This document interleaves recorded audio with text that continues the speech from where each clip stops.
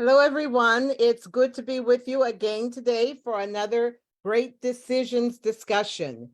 Today's discussion, I think, is of interest to everyone, global famine. And we are privileged to have an expert on that topic with us today. I will give you a much more thorough introduction for William Lambers in a minute after we've watched the video. But he is indeed someone who has spent a great deal of his life researching and looking into and reporting on famine and issues of food shortages around the world. He also happens to write frequently, almost every month. I would say we're doing a column from him for Penn Live on some aspect of hunger and food shortage. But before we get started, I also want to remind those here that we have a great weekend of activities coming up at the Civic Club of Harrisburg. The World Affairs Council of Harrisburg has been partnering with the Civic Club to do lots of wonderful events. And Friday, Saturday, and Sunday, we're going to have a women's festival in honor of Women's History Month. Friday will be the Women's Executive Luncheon. That will be 11:30. You should go to Eventbrite and look for that under the Civic Club. It's Executive Women's Luncheon, and you can buy tickets for that. And on Saturday, we have an International Women's Conference that starts at 11:30 at the Civic Club, and we'll have an international fashion show of traditional costumes. So, and then on Sunday, it's a really big day at 3:00. It's going to be the opening of the Women's History Garden. We hope it's a beautiful day. We can be out in the garden and you can learn about the history of important, powerful women in Harrisburg and those who are making history today. So with that, I am going to now encourage you to just relax, watch the short video that's been produced by the Foreign Policy Association on global famine, and then I will introduce Mr. William Lambers. Cam, are you able to take it over and show the video?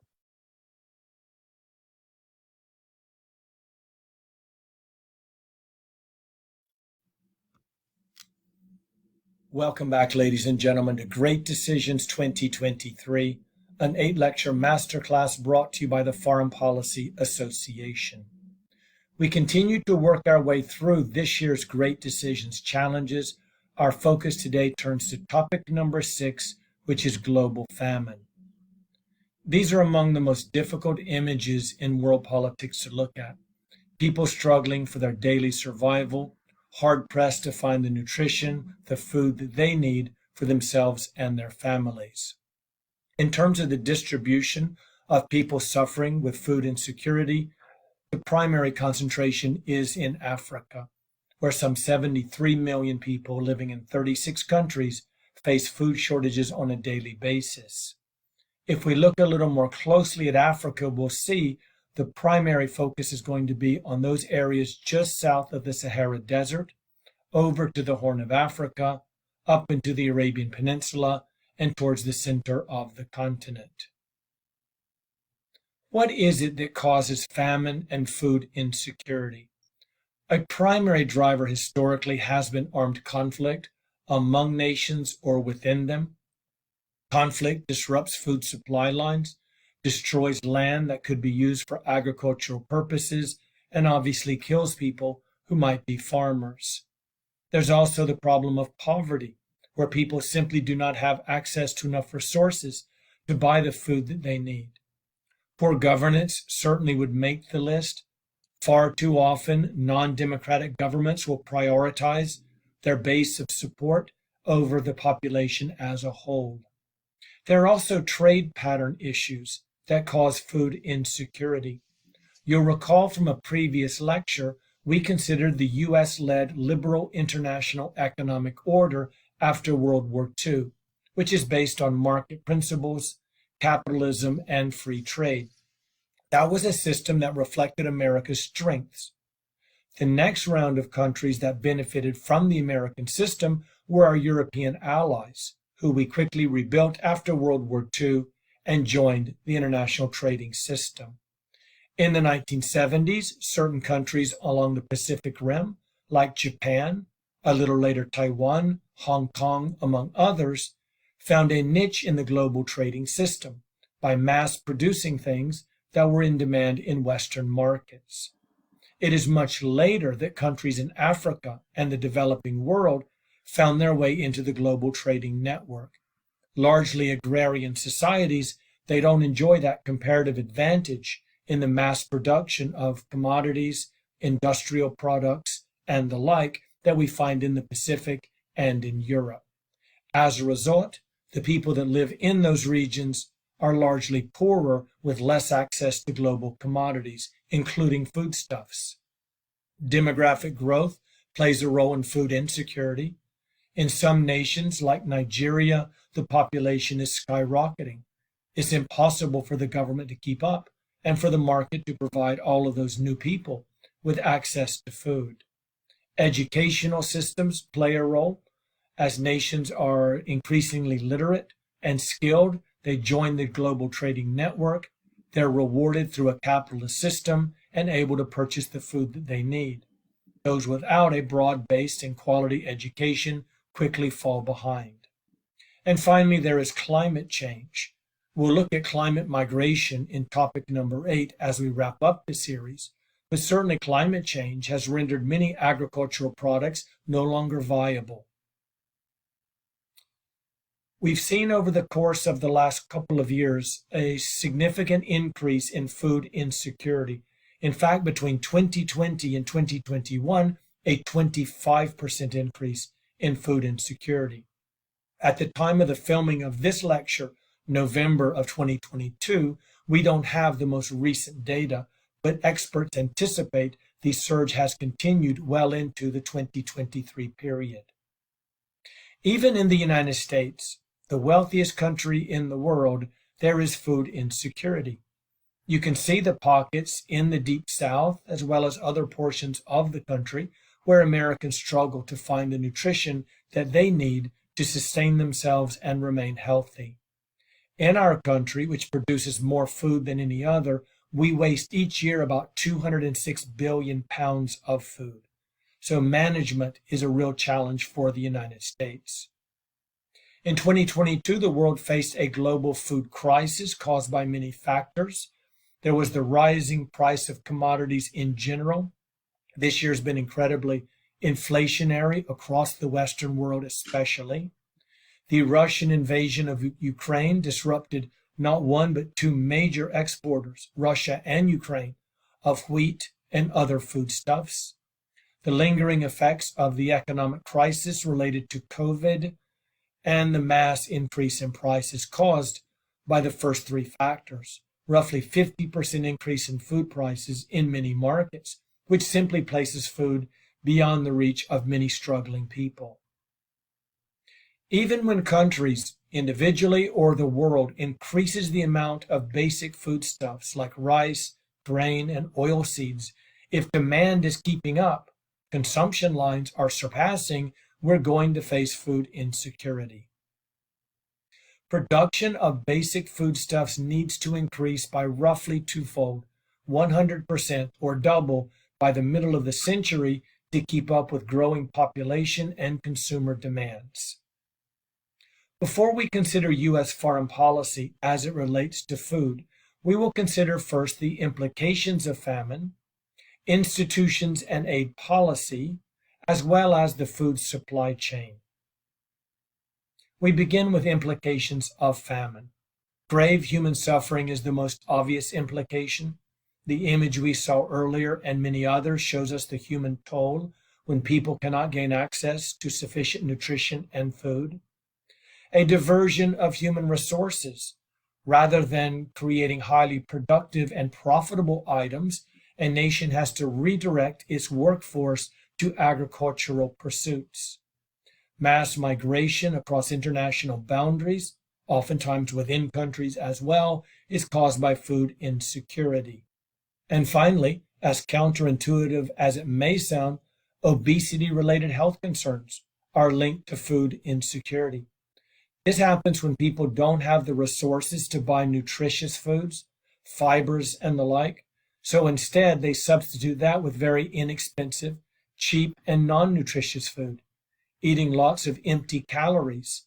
As a result, they develop diabetes, blood pressure issues, a range of heart-related illnesses, and declines in quality of living. There are many global institutions that play a central role in addressing international food crises.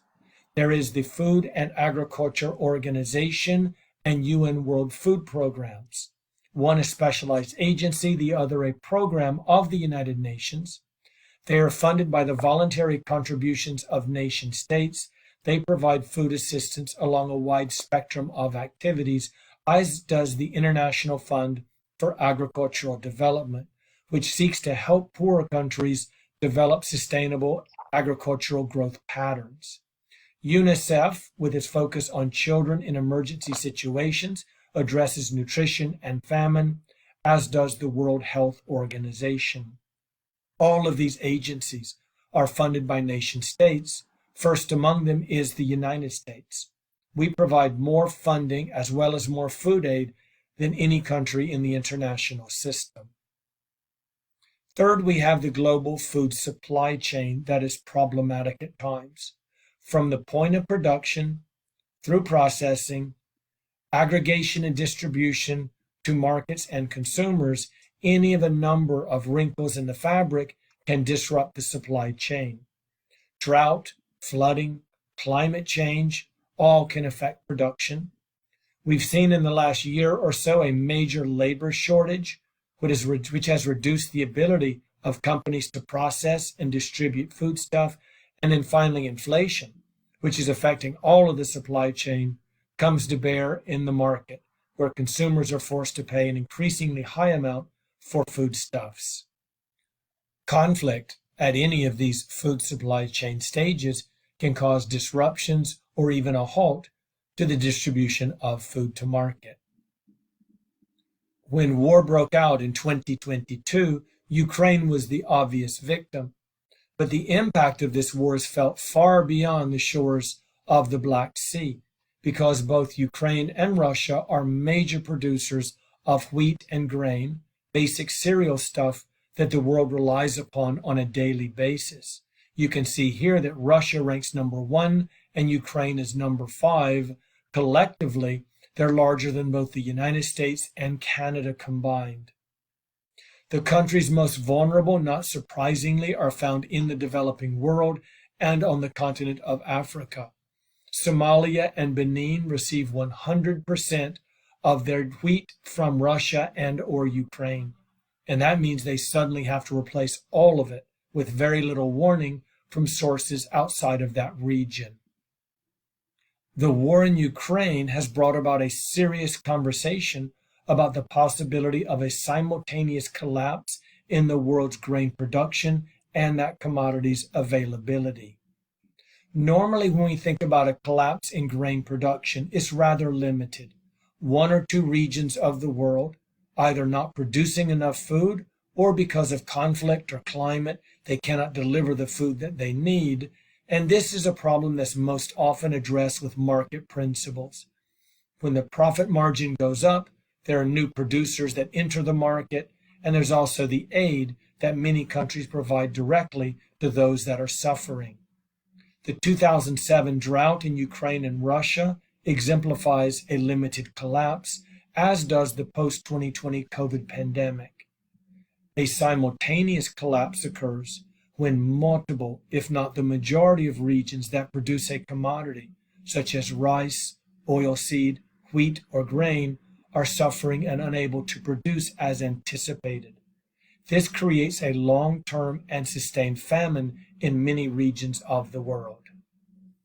Our attention now turns to U.S. foreign policy as it relates to global famine. There are 3 basic foreign policy directions that we can take: from food aid, directly providing aid to countries, multilateral aid through institutions referenced earlier, and finally humanitarian intervention to physically deliver food aid where it is most needed. We begin with food aid. As noted earlier, the United States is the most generous country in the world when it comes to food aid.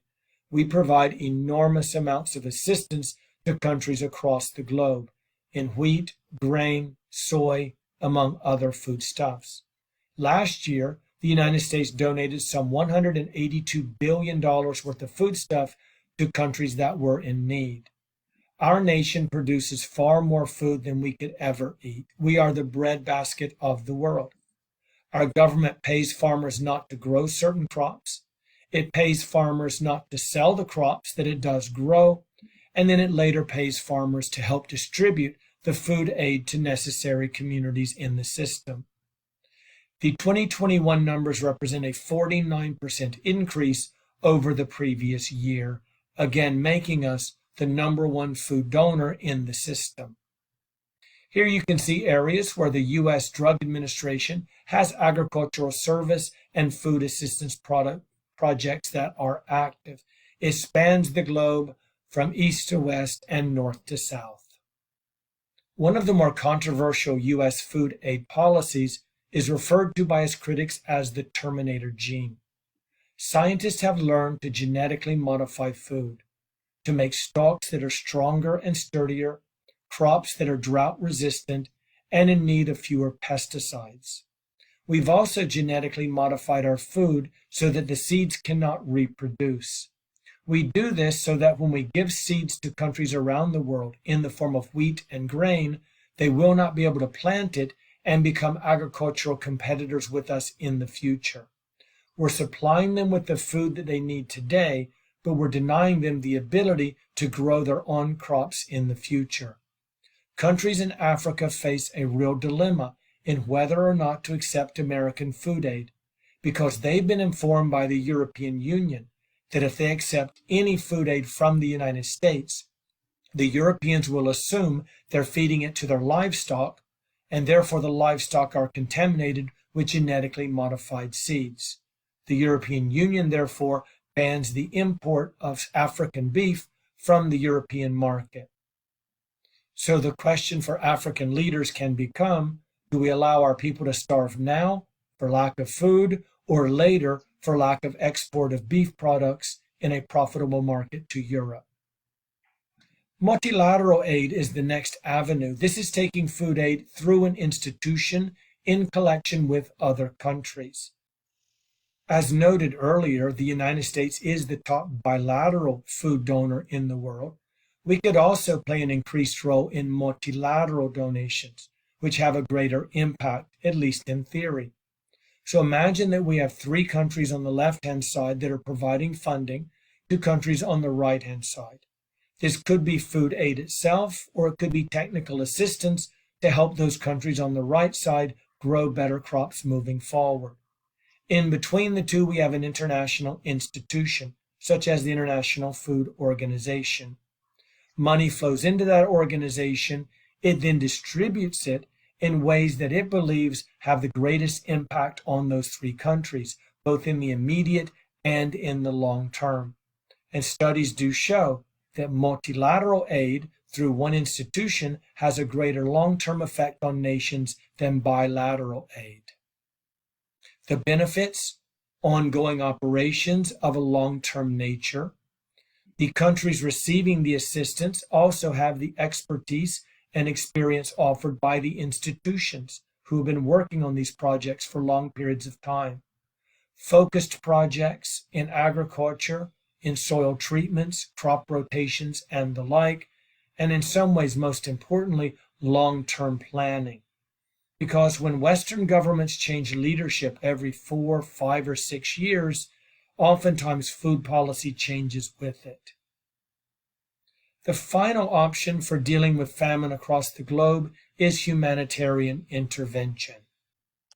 Humanitarian intervention is a military-supported operation that targets a country without its permission. It must have a limited aim of humanitarian relief. You cannot invade to save people from starving and then capture oil fields along the way.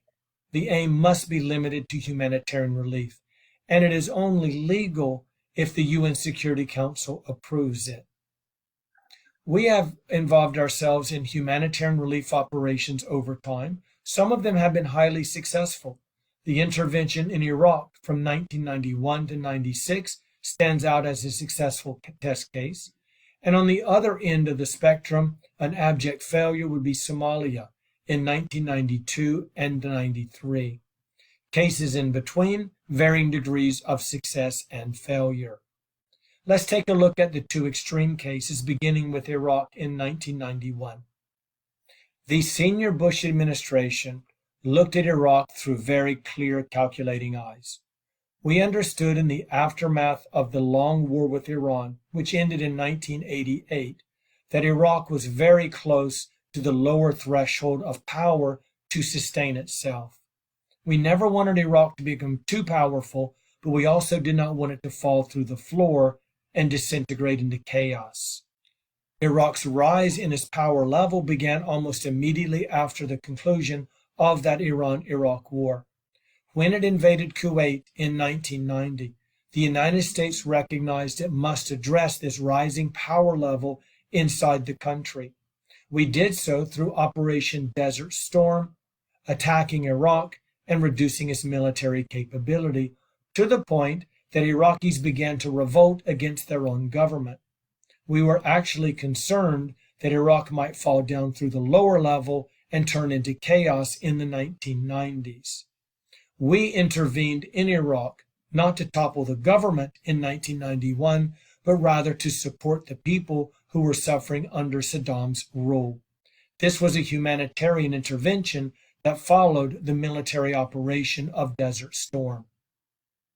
You can see on the graph on the left-hand side, we designated northern and southern no-fly zones. Anything above the 36th or below the 33rd, we did not allow Saddam's military to enter. We did so in order to support the people living in those regions. It was called Operation Provide Comfort. The United Kingdom led the effort, but the United States was there with it. NATO supported the no-fly zone intact, shielding the Kurds in the north, Shia in the south, and providing them with humanitarian aid, including food. Food blankets, medicine, other necessities were provided by the Western allies to keep the Kurds alive in the mountains in the winter and prevent them from disappearing. In the aftermath of that intervention, Iraq did regain its footing, grow in power, to the point that the younger Bush administration decided in 2003 that it needed to be knocked down a level once again. The Somalia operation was not a success by any measure. The food insecurity in that country in 1990, 91, and into 1992 was severe. When the Cold War ended, the superpowers lost interest in countries like Somalia and Ethiopia. We had provided them with massive amounts of military assistance during the Cold War, and so when they failed as nation states in the aftermath, those weapons were readily available. An additional weapon used by regional forces was food. Regions were deprived because they did not support this leader as opposed to another one. During the 1992 presidential debate, three people took to the stage: Mr. Bush, the incumbent, on the left, Ross Perot, the independent, and Bill Clinton on the right-hand side. And Mr. Clinton, who of course was not in power, found it very easy to criticize the senior Bush administration for not doing more in places like Bosnia, Cambodia, and Somalia. The American public began to demand a response after the election of 1992. The senior Bush administration was in lame duck status. The Clinton administration would be inaugurated in January the following year.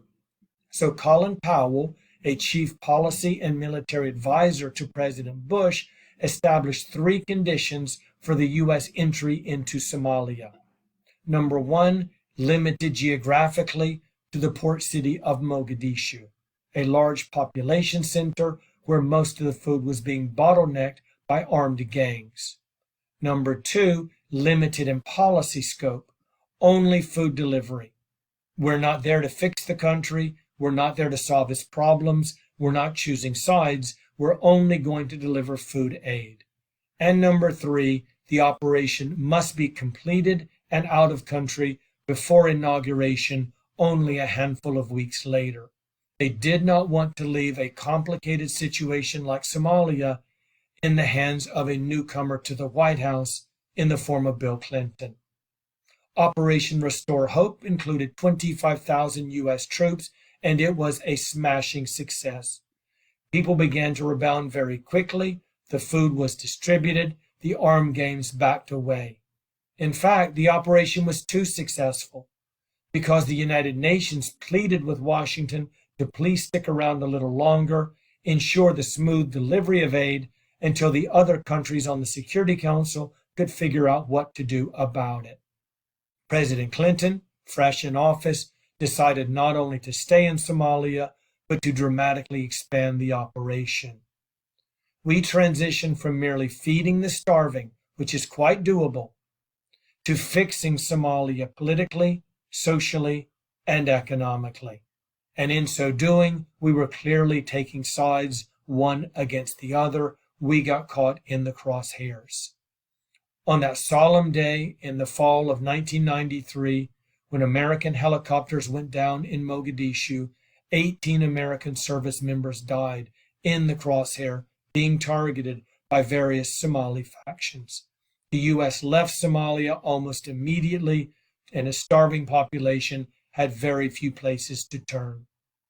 So humanitarian intervention, it can be highly positive and successful, Iraq in the early 1990s, or an utter disaster, which is what happened earlier in Somalia in 1993.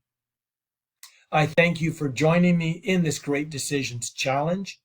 Next week, our subject is Iran at the crossroads. Please stay engaged and make great decisions.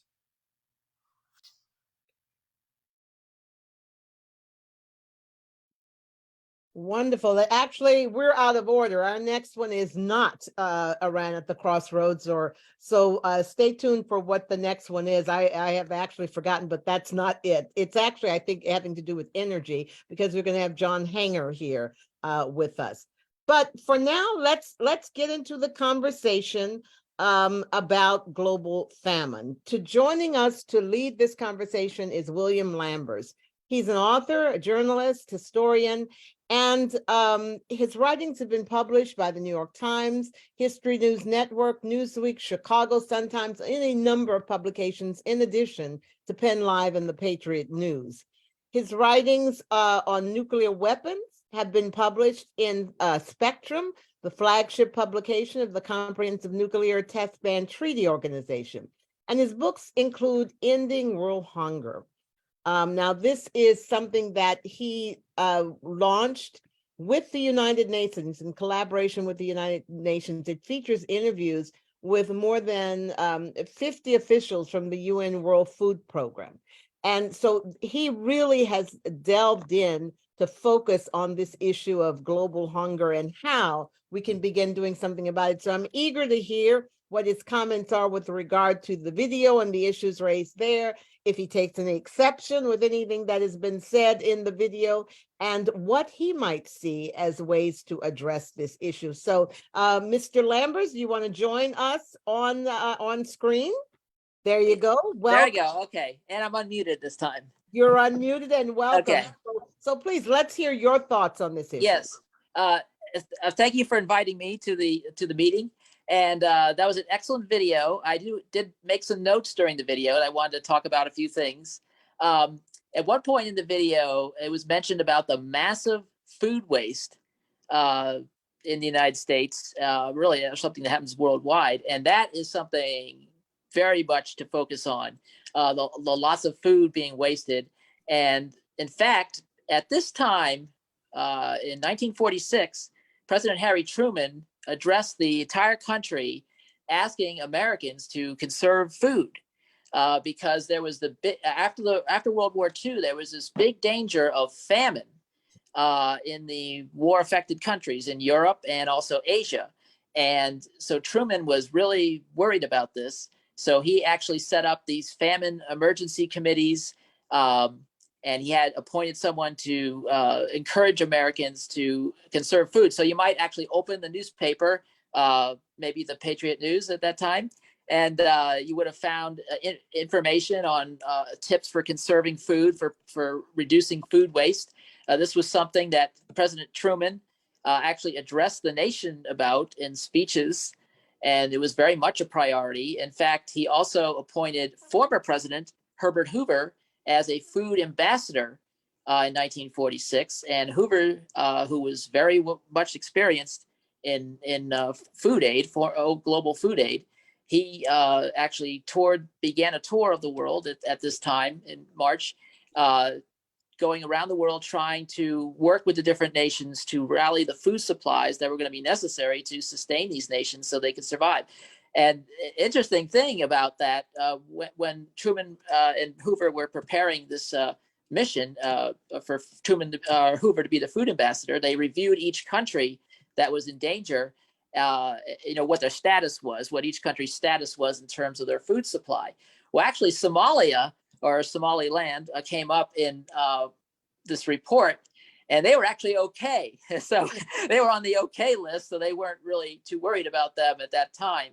So that's interesting. And actually, the European countries were the ones that were in danger of the famine. So they had to concentrate on coordinating different sources of food. So what Hoover would do is he would go to a different various countries, and he would encourage them to conserve food, but also negotiate with the the leaders and say, can we could you hold off on this particular food, getting this for now, and maybe donate something, just kind of arrange things so one country could get some food in, sort of negotiate like that. So finding every available source of food, so no nation would starve.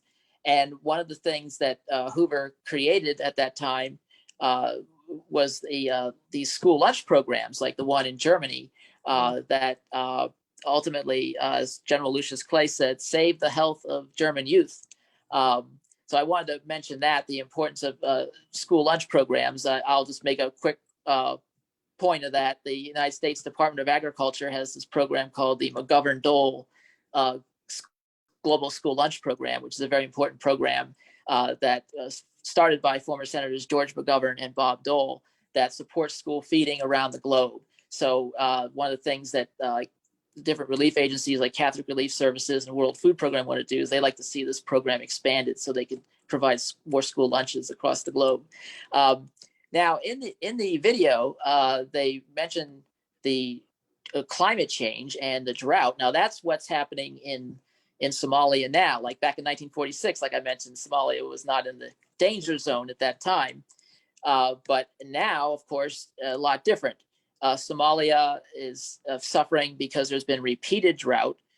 Climate change has caused this drought after drought. So there's no recovery time. Like, normally you might have a drought and then maybe you have a year or two off from the drought, so you kind of bounce back a little bit. But if you have back to back to back drought, no recovery, so you've exhausted all your supplies. Like a family, a small farmer, they sell off his assets. They just, desperation time is really what it is in Somalia and the Horn of Africa. Ethiopia and Kenya are also suffering from this drought, as well as other nations in Africa. And so Somalia is the nation, very much in danger of famine. In fact, just because famine has not been declared in Somalia doesn't mean that the situation is under control. I mean, people are dying in Somalia from starvation. And that's a very important point, that there's a definition of famine, that the United Nations has. It has to be at least 1 in 5 households face extreme food shortages. At least 30% of children suffer from acute malnutrition. And each day, at least 2 out of every 10,000 people die of starvation. So there's a set. So if you're just under that, you may not have famine declared, but you're still having people die of starvation. So really, when the famine is declared, it's often too late for many people. And that's sort of what happened in 2011. By the time famine was declared, people were already starving to death. People had starved to death. And so the situation is really, you don't want to wait around for the famine declaration. That's really the point. You don't want to wait for that. You want to intervene early. In fact, I remember a World Food Program officer back in 2011, when there was a famine in Somalia, she was trying to alert people about this earlier in the year. she said she tried to get people's attention, and she said no one would listen to me. I mean, no one would really focus on it, and that's very much true, that it wasn't on anyone's radar so much. And so then that summer, of course, famine was declared. Then it got on the attention, a lot of attention, and of course aid would pour in. But of course, by that time it was too late for many. Of course, you save some, obviously you save some lives by starting that aid, but a lot were lost at that point. There was also, but there were some in Ethiopia at that time. There was some programs that had been put in place that kept them from succumbing as much as Somalia did. So that's another important point, that who put those programs in place? Is it their governments put it in place? I'm trying to get the idea of where's the blame, where's the fault here? Right, where's the fault? Well, I think you could probably, depends on the situation, you could probably spread it around, but I think I mean, sometimes a famine is caused by like armed conflict, or it's a man-made. There's often like a condition happening, like a drought, but then if there's not a swift enough response to the famine, to prevent that's what let's stay right there. Let's say we know there's a drought, and even it seems like we get word that the word gets out, but the action doesn't follow. So it doesn't follow enough. I mean, we're not, like, there's underfunding of relief programs. Like if you look at different relief programs, like in Somalia or in Yemen or some other countries, and I'll mention this in some of my articles, that the funding is too low, and they have to actually sometimes reduce rations, or they can't implement a program for farmers that might help them cope with drought better, or different things like that. So if you fully funded these relief missions in advance, before, when the first warnings of danger come out, you could avert the famine that way. And that's policy decisions that are being made in the United States and in Europe. Is that what's that? The United States is simply not deciding to fund these programs enough. Is that correct? Even though we're giving, as I saw, $182 billion, right? Well, right. We are the leader in terms of supplying food aid. We have to get more countries to also fund food aid. I mean, we have to get, like I said, like I mentioned in the 1946 example, where Herbert Hoover went across the world to different countries to try to get them all to collaborate on reducing the famine. Of course, at that time, we were far and away one of the few capable nations of supplying food, but he tried to get help from every corner that he could. So that's what you want to do today. I mean, you want multiple nations. That's the whole point of the World Food Program, like to get this surplus. That happening? Why aren't multiple nations contributing now, or are they? Well, they are contributing. They are contributing to these relief programs, but it's just not enough. It's not like we don't donate, or other countries don't donate. It's just not at the level that's needed to the severity of the crisis. And sometimes it's because it has increased so to this level that you can't stick with the same budget you had maybe a few years ago. You have to increase that budget. And so we did have more food aid sponsored last year, and with a Ukraine relief package, there was more global food aid for the United States. So we are headed in the right direction. Now, but the fact remains, though, that we obviously spend a lot more money on like nuclear arms than we do on global food aid. So, the question is, can we do more? Well, yes, you can always do more. Other countries can do more, and that's what you want to have happen. It has to become more of a priority than it is, really, to stop the. What would we need to do to make this more of a priority? I don't think anyone watching this, or anyone that will watch it over these weeks, wants to hear that people are dying from starvation, that babies are dying from starvation. What can we do, either politically to have influence, to make them simply give more money to these programs? It comes down to each of us can do something about it. I mean, just writing. George McGovern told us at a teleconference one time, as little as 8 to 12 people writing to a representative can sometimes be enough, just enough to get them to pay more attention to an issue, to make it more of a priority. And I know that Bread for the World and different organizations, they'll have letter writing sessions. And that's one of the things that I try to stress, like when I talk to classes, we actually do letter writing at my alma mater, at Mount St. Joseph University, where we write to Congress. And so just that act alone of being involved and making it a point that, hey, this is important. I think we should support these programs. I think we should increase the budget to this amount, or just give it a general increase. That is the kind of thing that makes it more of a priority, and so we can alleviate famine in these prevent famine in these different countries.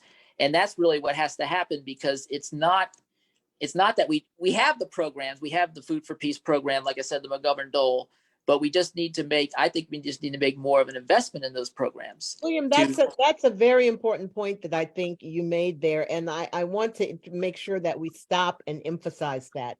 The fact that you're saying is people don't realize how important letter writing is, how important their voice is, how important picking up the phone and talking to your legislator or your congressman or your senator is.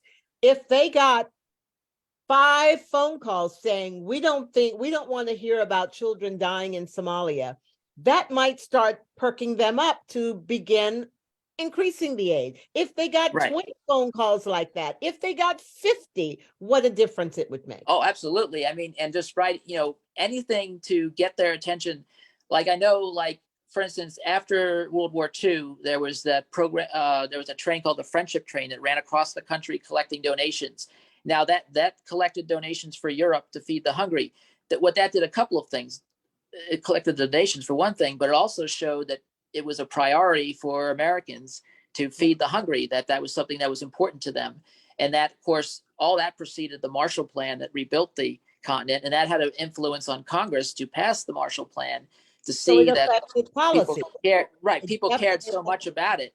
So it really does matter what you do, to be involved, to educate others, to write a letter to Congress, a letter to the editor is another thing that people can do, to the newspaper, to show, because the representatives will see that as well. So anything of that nature is important, to make it a priority. That's really the key, and not to subject it to budget cuts. I mean, there's always the risk that there could be a budget cut, and that sometimes the global food aid gets targeted in the budget cuts. I've seen a budget come out that gave $0 to the McGovern-Dole program that I mentioned. So that budget did not pass, thankfully. But so that's another. You don't want those things to happen, because if it does happen, then you'll have the aid programs continue, but they won't be at the level that's needed to prevent a famine, prevent severe hunger.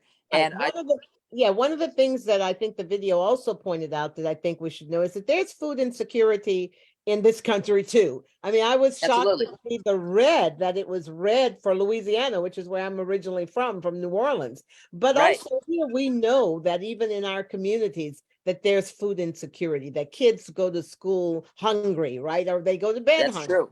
Right. And that's true. That's another thing that I think speaking to your legislators, writing about it, making it a priority can help change that. Oh, absolutely. And I should mention that it's important to fight hunger wherever it is. And like I mentioned the example of 1946, where we fought famine overseas, but at that same year also, President Truman started the National School Lunch Program. So we did both, fight hunger at home and fight hunger abroad. So you can do both. And I remember when we were in that teleconference with George McGovern, he used to mention how people would ask him, should we fight hunger overseas or just fight hunger here first? And he said, well, why not fight hunger everywhere? And there is enough food in the world, or at least as of now, there is enough food in the world for everyone. So you don't want to, deprive anyone. So, William, but let's stop there now. Is there enough food? Because the video let us believe that there is, especially with the war in Ukraine, that we suddenly don't have enough. That's the danger now. Like before, if I made that statement, it was more clear that that was the case. But now they are actually starting to worry that, and I've heard them talk about this, like the director of WFP as mentioned, is worried about that as far as going forward. Will there be enough food because of, well, the one they mentioned, the war in Ukraine. Now Ukraine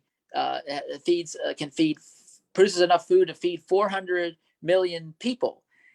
So they are a big source of food. So when that war started, that was one of the big concerns, that the World Food Program gets a lot of their food from Ukraine. And when that happened, they were really distressed, obviously, because how are they going to get this food out? Now they do have a deal there's a deal with Ukraine and Russia where that food is being moved out of Ukraine, but that deal actually was just renewed. But that deal, of course, you don't know what's going to happen.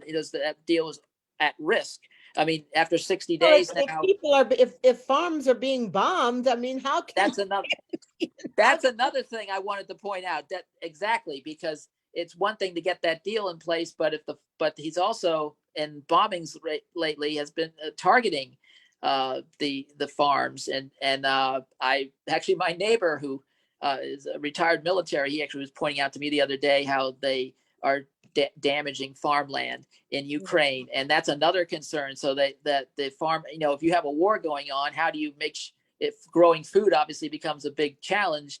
It's tough enough in peacetime to be a farmer and grow food. There's all kinds of challenges, and then if you throw a war on top of it, it becomes really, obviously, darn near impossible in certain situations. So that there's the food in Ukraine is, as long as that war continues, is going to be in danger, and that's a huge source of food. So that's another big concern, because that drives the prices up. And then, like is mentioned in the video, how different countries depend on it, like Yemen depend on that food from Ukraine, because Yemen, well, we don't talk about them, hear much about them. That's a nation that's undergoing a civil war, are the brink of famine. Really, only the World Food Program. I mean, we have so many famines without World Food Program. I mean, World Food Program is able to prevent famine from happening in different countries, from reaching that threshold because of the food aid that's put in. So, but the hunger is just getting worse. Even before the war in Ukraine started, there was so much concern about the global hunger with all the different emergencies, whether it be Yemen or Afghanistan's another country suffering severe hunger, South Sudan. I mean, the list goes on and on. There's just so many countries. As we see, there are so many factors impacting this. There's the That's war true. factor. There's definitely that. There's the drought that is connected to climate change, right? I mean, exactly, and other disasters too, like the flooding. Pakistan, for instance, had severe flooding fairly recently, and then of course there's disasters like the earthquake in Turkey and Syria. Syria, by the way, before that earthquake happened, I remember I was writing about Syria and ready to report on it, because they were in the midst of increasing hunger. But then the earthquake happened on top of that. So so it's one disaster after another, and the nations, it's so hard for them to recover. If you're already in conflict, you're already damaged from that. So it's almost like these disasters upon disasters. Right. How does any nation actually recover from that? Almost impossible.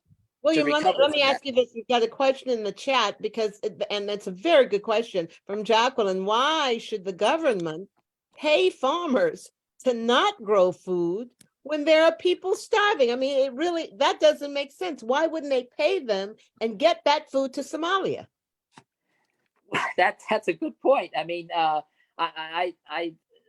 mean, that's another thing that you want to address your representative about. Are they trying to protect prices? Are they trying to? Well, yeah, I think there's different reasons. There's different reasons, economic reasons for doing that.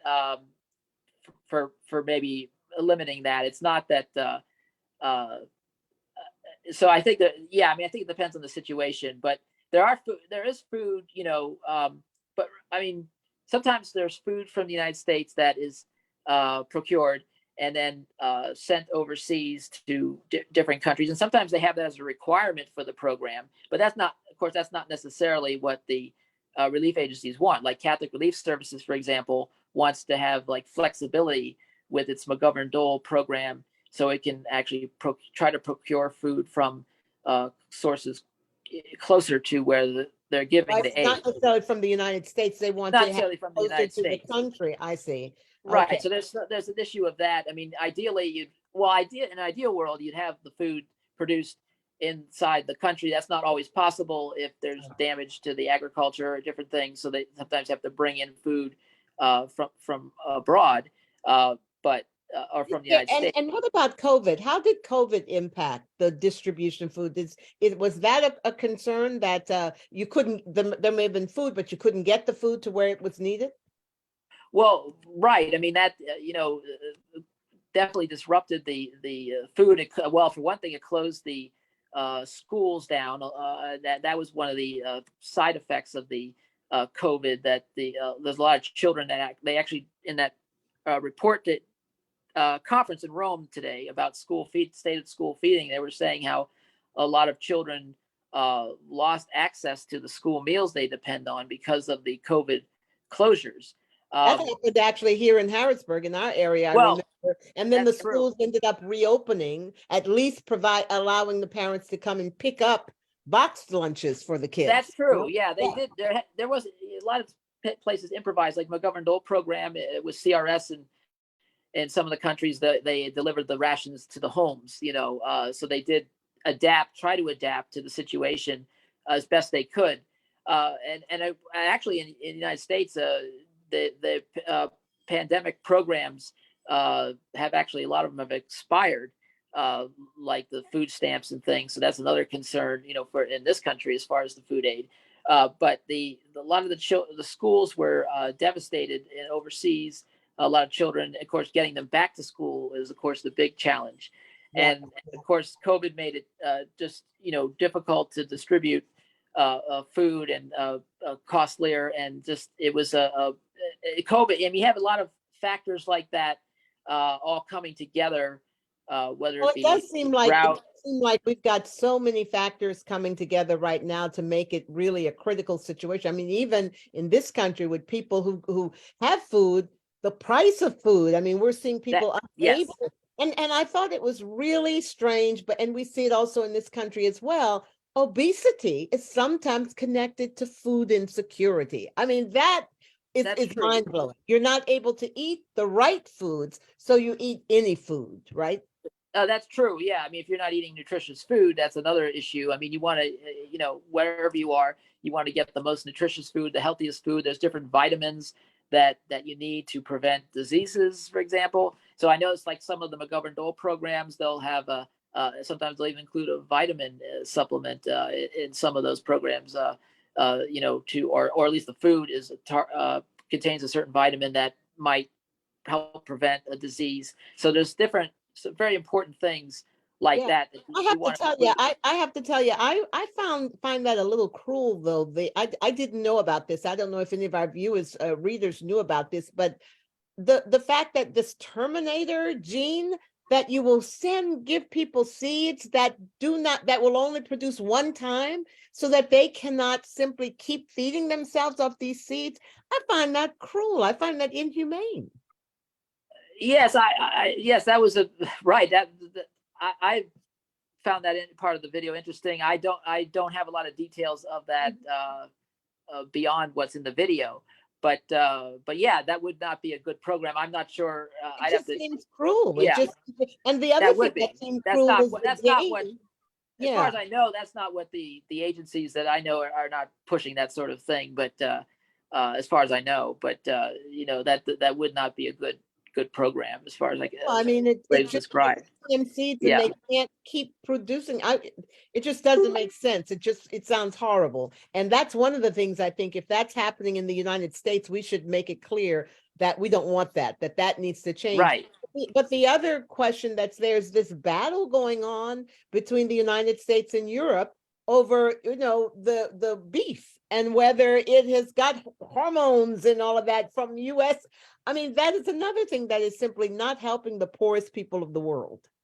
Right. You don't want to end up with disputes and different things. You want to collaborate to get the food to where it's needed, to get the right foods where it's needed, and it requires international cooperation, certainly, between the different different countries. So you don't want anything, preventing that. But that's the kind of thing you have to work out. The different governments have to work out. That's like you need a food ambassador, so to speak, Huh. to handle There's that. an idea. That's an And- idea. Food and Well, that's what Hoover was in 1946. They had a legislation to try to appoint a food ambassador at one point. I don't think they did not ever pass that legislation. But that would be a good idea to maybe have a full-time food ambassador just to do those sorts of things, but really to talk up food aid, talk up the hunger crisis, and sort of communicate with the American people and other countries about it. Final question. Let's throw one final question at you, and that is, okay. As you're listening to all of this, and are you optimistic or are you pessimistic about the state of world hunger? Well, I'm optimistic if people get involved, and then I know we can defeat hunger if people get involved. I'm optimistic then. So that's what I'd like to see. I know that when we do set our mind to stopping hunger, we can do it.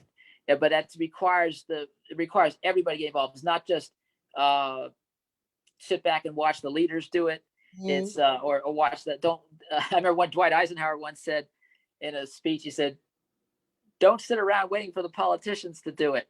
And this was actually before he became a politician. But he was doing a speech about hunger, and he said he threw that into the speech on the audio.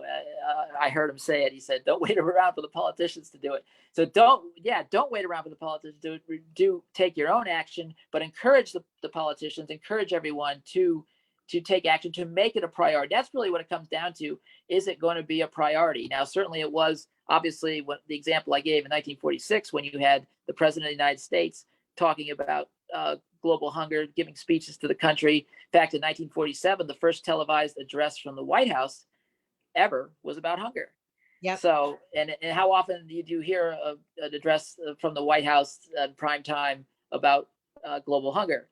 So you want to William, I'm afraid we're at our time, but you really have helped us to better understand the issues with world hunger. And I want to encourage our participants to check out William's columns. That is one of the reasons he sends them in, and I run them when he sends them in on issues of world hunger, so that we can let people know this is a serious problem on our earth. It's a serious problem in our own country and in our own communities as well. So I really appreciate your keeping this high in the consciousness of our communities. Oh, absolutely. And thank you to Penn Live and the Patriot News for doing the same thing. And that's a very important part of it is media to get the issue of hunger out there. And that's something that everyone can take part in, whether it's, like you said, writing letters to the editor, writing columns, and of course, writing to your representatives, and just, holding events from your organization or on school, on your campus about hunger. To sort of spread the word and to keep it in the spotlight, because that's always the risk that it'll fade from the spotlight. Well, it's such an important issue. Away. It's such an important issue when millions of people are dying horrendous deaths because they're hungry. A person dies of starvation every 4 seconds. Every 4 seconds. Save the Children had a study about that, and they put that out. Is that every 4 seconds someone was dying of starvation. And so if people and in that time, perhaps you could whip out even just an email to your representative to say, I care about world hunger. Please pass legislation. Please increase the budget. We don't want to see people dying. And like emphasize things like the infant nutrition, the school meals I mentioned with McGovern-Dole, but also the infant nutrition, because infants, if they're malnourished, they will suffer stunting, and it especially in those first 1,000 days of life, it's irreversible. The stunting that they suffer, and they also, many of them perish. Yes. But if they get these special foods, nutritious foods like the plumpy nut or different foods for infants, they can save their life, give them a second chance that they may not. In this age of artificial intelligence and of so many advances, this should be a thing of the past. No one should be dying of hunger anywhere. Oh, absolutely. I mean, it should never happen, really. I mean, it should never happen. But if enough people pay attention to it, like I said, I'm optimistic, Ben, if people get involved, that we can stop hunger, because we've done it before in different situations. And you just go back in history and the different famines we've stopped, or famines we prevented, like in 1946. People get involved. It can Never make a underestimate difference. what we can do. Well, I would urge you in your next column or in one of the to really focus and tell people what you individually can do to make a difference. I think Yeah, that that would be a good really idea. help. Yes. All right, Okay. well, I want to All right. thank you so much for taking time to share with us. And again, we'll look forward to your next column. And Okay. anyone has questions, they're free to ask them anytime. Right. Okay. I will see you All guys right. later. Thank you. Thank you for Okay. sharing. Bye. Bye-bye. Take care.